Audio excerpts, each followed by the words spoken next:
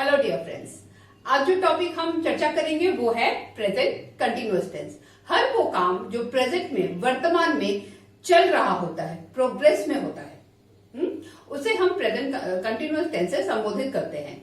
इसमें खास बात जो ध्यान में रखने की है वो ये है कि हमें मेन वर्ब के साथ हेल्पिंग वर्ब चाहिए। Helping verb plus main verb दोनों ही रहेगा। हेल्पिंग वर्ब और मेन वर्ब दोनों ही रहेगा। हेल्पिंग वर्ब क्या होता है? प्रेजेंट कंटिन्यूअस, प्रेजेंट है, प्रेजेंट में आएगा am is are. Am is are present में आएगा। प्रेजेंट कंटिन्यूअस टेंस में एम इज आर आएगा। अगर पास्ट टेंस है, पास्ट कंटिन्यूअस टेंस है तो आएगा वॉज और वेर। और अगर फ्यूचर कंटिन्यूअस टेंस है, फ्यूचर, तो आएगा विल बी। एक ही आएगा सब में। प्रेजेंट में सबसे ज्यादा है एम इज आर, पास्ट में दो ही है, वॉज वेर, और फ्यूचर में एक ही है। तो सबसे ज्यादा प्रॉब्लम जो होता है वो प्रेजेंट कंटिन्यूअस टेंस में होता है। ये एम इज आर का जो मेल है किसके साथ होता है, कौन से सब्जेक्ट के साथ होता है, इसी बात को लेके अक्सर कंफ्यूजन होता है। तो आज हम ये समझेंगे ठीक से एम इज आर हम कब यूज करते हैं।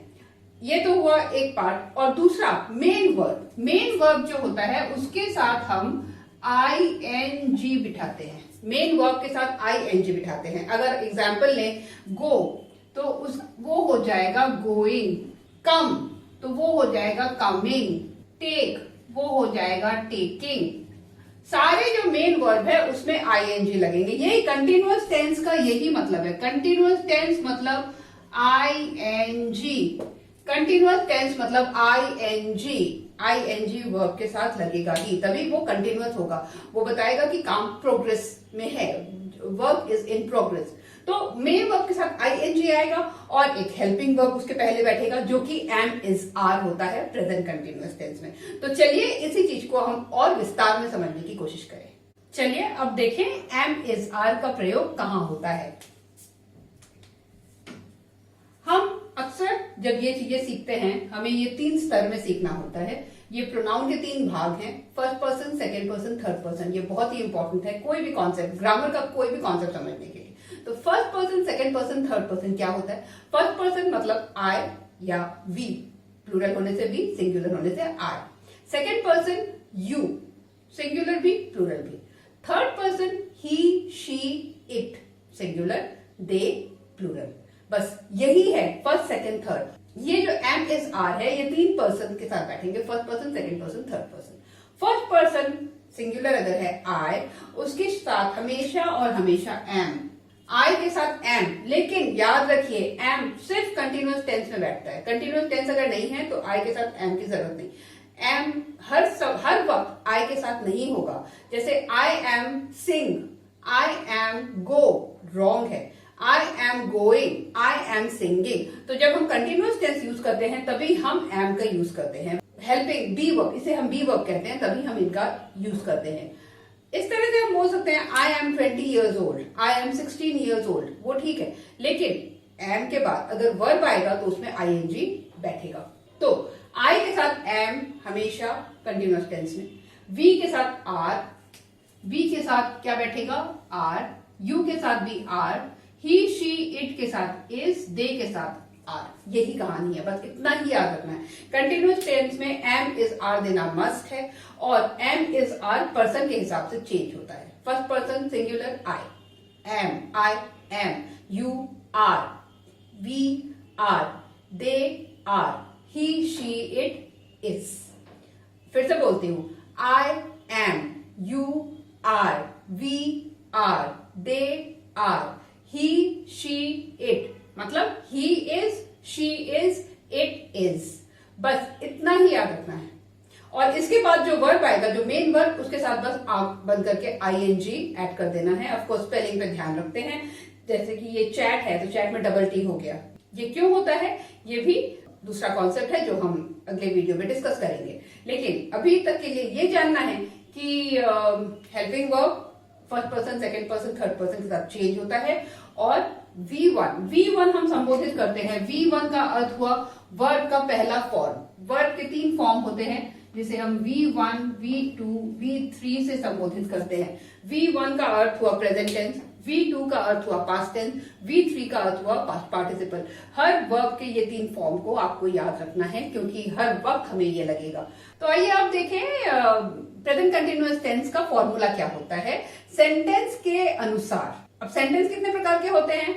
अक्सर 5 प्रकार के होते हैं। क्या क्या?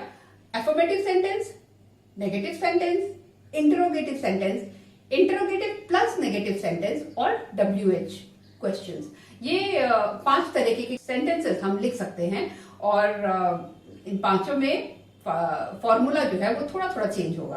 प्रैक्टिस करते करते ये फॉर्मूला भी याद रखने की जरूरत नहीं है, वो अपने आप ही आता है, लेकिन फिर भी क्योंकि हम सीख रहे हैं तो हमें फॉर्मूला जानना जरूरी है।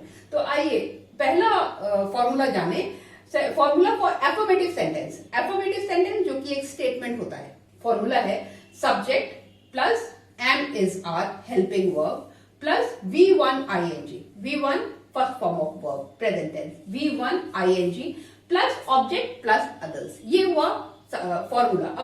तो आइए देखते हैं इस सेंटेंस में इस फॉर्मूला का यूज किस प्रकार हुआ है। I am going to school, present continuous tense, subject I, first person singular number. I के साथ क्या बैठेगा? आई के साथ हेल्पिंग वर्ब एम आएगा, हेल्पिंग वर्ब एम। उसके बाद V1 ing, V1 go plus ing, I am going, I am going, simple present continuous tense. बाकी वर्ड जो हैं वो जो सेंटेंस में होते हैं वो प्रीपोजिशन होते हैं, ऑब्जेक्ट होते हैं, और भी लंबा हो सकता है तो अदर्स बोल के हम उसको संबोधित करते हैं, तो वो सारे ऐसे आ जाते हैं। चेंज जो करना होता है वो इसी में चेंज करना होता है। जैसे एक स्टेट आपको सेंटेंस दिया जाएगा, आपको बोला जाएगा इसको प्रेजेंट कंटिन्यूअस टेंस में चेंज करें, तो आप क्या करेंगे? सबसे पहले सब्जेक्ट लिखेंगे, सब्जेक्ट के अनुसार जो हेल्पिंग वर्ब आएगा वो लिखेंगे। उसके बाद देखेंगे वर्ब कौन सा है, उसमें ing ऐड कर देंगे। अभी ये वर्ब प्रेजेंट टेंस हो सकता है, पास्ट टेंस हो सकता है, कुछ भी हो सकता है। आपको मेन वर्ब V1 फॉर्म निकालना है उसमें। ये पास्ट टेंस भी हो सकता है, आई वेंट टू स्कूल, इसको इस सेंटेंस को आपको चेंज करना हो तो वेंट से आपको पता लगाना होगा कि वो उसका जो V1 फॉर्म है वो गो है। V1 फॉर्म में हम ing ऐड करते हैं तो वो गोइंग हो जाएगा। इस तरह से हमें चेंज करना होता है। तो फॉर्मूला याद रखना बहुत जरूरी है। I am going, subject plus am is are plus V1 ing, subject plus am is are plus V1 ing, इतना ही याद रखना है। यही हुआ एफर्मेटिव सेंटेंस का formula. Next, you are singing in the concert, you subject, you के साथ क्या बैठेगा? आर बैठेगा, you helping verb are. You are singing, V1 ing, V1 sing, ing singing, you are singing, you are singing, subject plus am is are plus V1 ing, present continuous tense. In the concert object and others.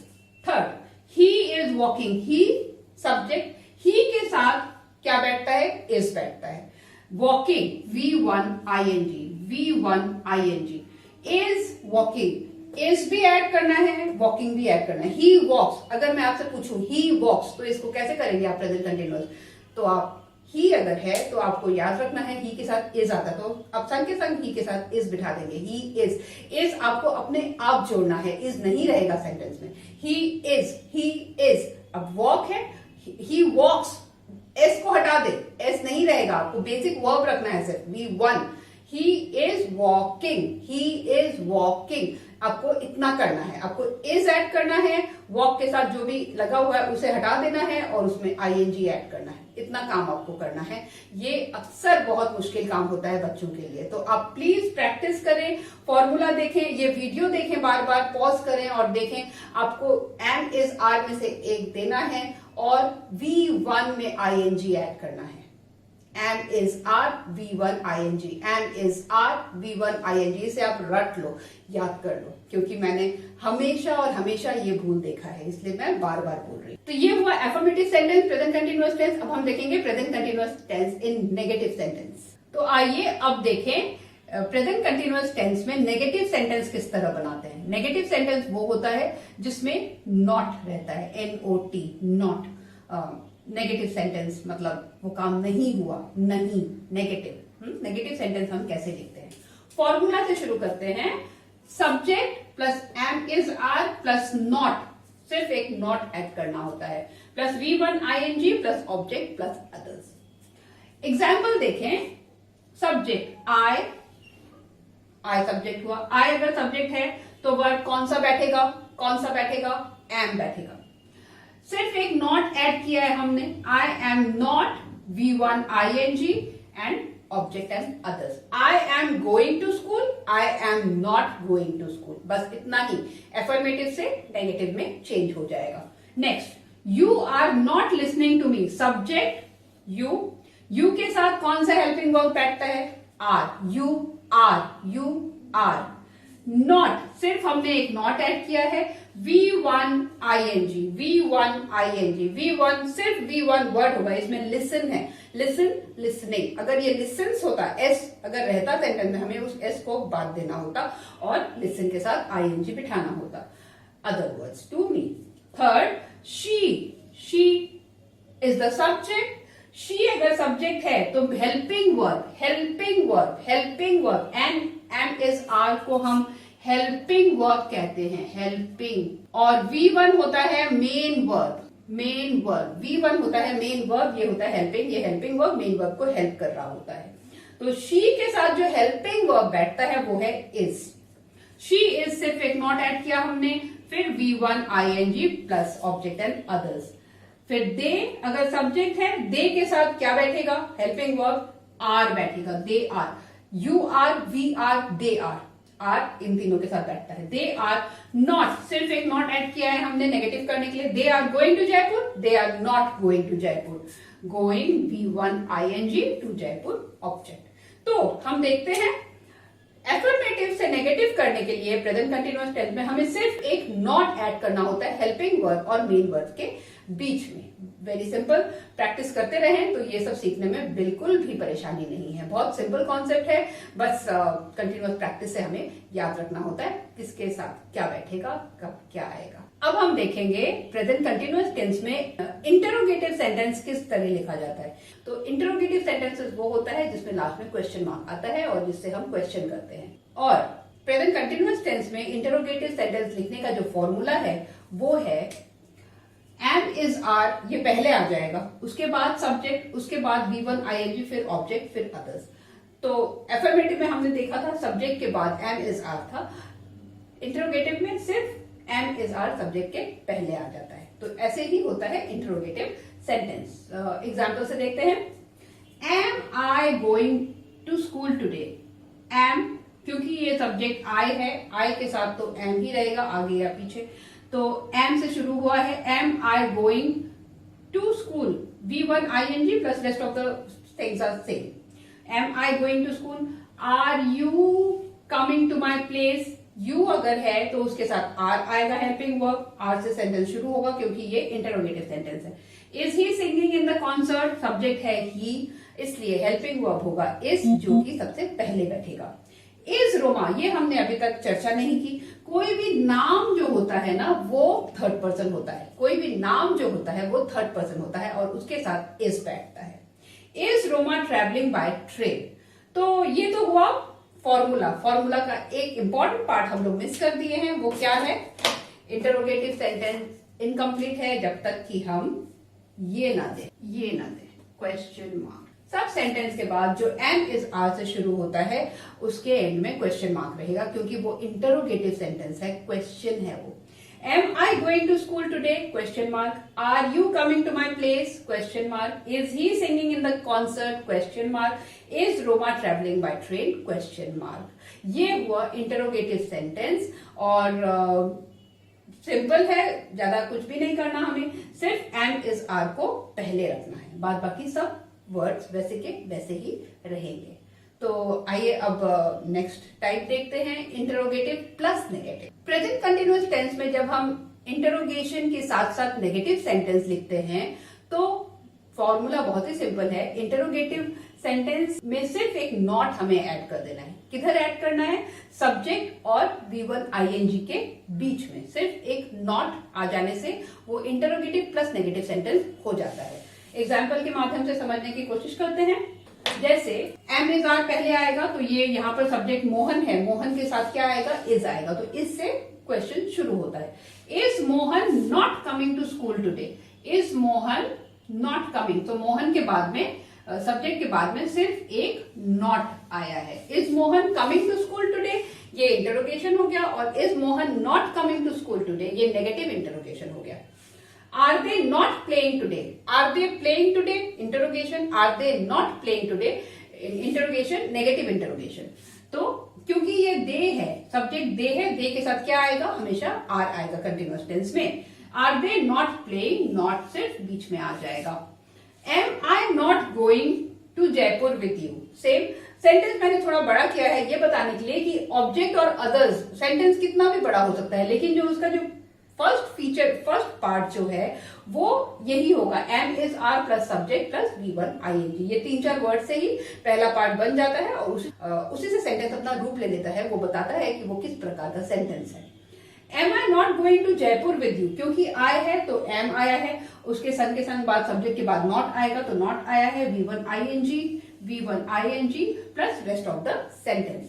Are you not taking me to Jaipur, मैंने और लंबा कर दिया sentence को। Are you not, बस इतना ही याद रखना है, आर यू नॉट टेकिंग। यहां देखिए क्योंकि ये इंटरोगेशन है, आर पहले आया है, क्योंकि यू है इसलिए आर आया है। आर यू नॉट, सब्जेक्ट के बाद नॉट है और V1 ING है, बस इतना ही, are you not taking, are you not taking. Helping verb, subject, not, V1 ING। थोड़ा कंफ्यूजिंग हो सकता है क्योंकि फॉर्मूला बड़ा है, सेंटेंसेस बड़े हैं, लेकिन प्रैक्टिस करते रहे तो समझने में बिल्कुल भी दिक्कत नहीं आएगी। तो ये हुआ इंटरोगेशन एंड नेगेटिव। अब एक लास्ट टाइप बचा है जो है WH क्वेश्चन, तो चलिए जल्दी से वो भी देख लें। अब हम देखेंगे WH वर्ड से प्रेजेंट कंटिन्यूअस टेंस कैसे लिखा जाता है। फॉर्मूला है, WH वर्ड पहले आएगा, जैसे what, why, when, who, which, जितने भी WH वर्ड्स हैं वो सबसे पहले आएंगे। क्वेश्चन में सबसे पहले WH वर्ड्स आते हैं। उसके बाद आएगा am is are, helping word, then subject followed by V1 ING plus object plus others. Example, what are you doing now? What are you doing now? तो चलिए देखें फॉर्मूला के साथ ही कैसे मैच करता है। WH वर्ड ये आ गया, पहले पहले उसी से शुरू होता है। फिर क्योंकि सब्जेक्ट है यू, हमेशा सब्जेक्ट देखना है, सब्जेक्ट क्या है, सब्जेक्ट है यू, यू के साथ क्या आएगा, यू के साथ आर, और आर पहले आएगा क्योंकि ये क्वेश्चन है। What are you doing? V1 ING continuous tense का सबसे बड़ा निशानी यही है, V1 ING। What are you doing now followed by a question mark. Next, where am I going? Where, WH word where, am is R में क्योंकि subject I है इसीलिए am आएगा helping verb. Where am I going? Question में हमेशा helping verb पहले आता है सब्जेक्ट से। Where am I going? V1 ING, am V1 ING, ये दोनों चीज देना है। नेक्स्ट, when, तो WH क्वेश्चन पहले आया, when, क्योंकि सब्जेक्ट यू है, यू के साथ क्या आएगा, हेल्पिंग वर्ब आर आएगा। एम इज आर में आर यू के साथ बैठता है। Are you coming, V1 ING।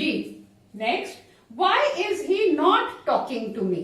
Why is he not talking to me? मैंने यहां पर ये नेगेटिव भी दे दिया, WH क्वेश्चन में भी नेगेटिव कर सकते हैं, कोई प्रॉब्लम नहीं है। सिर्फ ये याद रखना है कि सब्जेक्ट के बाद नॉट बैठता है। WH why इज आया है क्योंकि यहाँ पर जो सब्जेक्ट है वो क्या है, वो ही है, थर्ड पर्सन सिंगुलर नंबर, इसीलिए हेल्पिंग वर्ब क्या आएगा, इज आएगा। तो कितना फिक्स्ड है ये चीज, देखिए हर पर्सन के साथ में उसका अपना हेल्पिंग वर्ब है, इतना ही याद रखना है।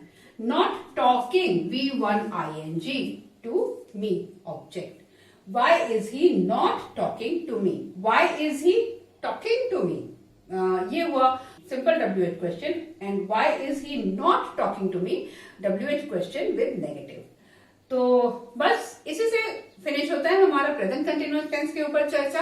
आशा करती हूँ आपको समझ में आया हो। ये सारे स्लाइड्स में जितने भी सेंटेंसेस लिखे हैं आप जरूर से अपने कॉपी में लिखिए, इससे प्रैक्टिस होगा और समझने में और आसानी होगी। हर सेंटेंस को जोर से पढ़ें, फॉर्मूला को मात्र याद रखने की कोशिश करें और वीडियो जरूर देखते रहें। इसके बाद नेक्स्ट में हम पास्ट कंटिन्यूअस टेंस के ऊपर चर्चा करेंगे, फिर फ्यूचर कंटिन्यूअस टेंस के ऊपर चर्चा करेंगे। वीडियो अगर पसंद आ रहा हो, आपको समझने में आसानी हो रही हो, लाइक करें, शेयर करें, सब्सक्राइब करें। तो बस इसी के साथ खत्म होता है ये वीडियो। अपना ख्याल रखें, पढ़ते रहें, बढ़ते रहें।